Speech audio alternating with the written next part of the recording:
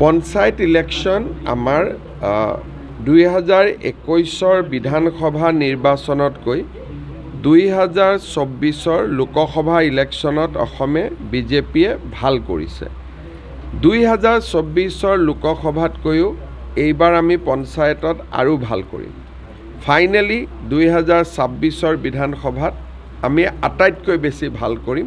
লাহে লাহে আমি টেম্পো বা ৰাইজৰ মাজত বিশ্বাস বা আস্থা আমি বঢ়াই আনিবলৈ সক্ষম হৈছোঁ।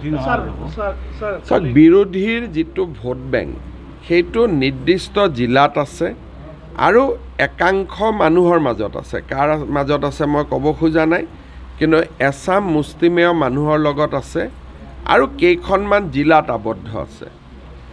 বাকী আমাৰ ৰাজ্যখনতে বিজেপিৰ প্ৰতি মানুহৰ মৰম আছে, আশীৰ্বাদ আছে, আমি ভাল ফলাফল কৰিম।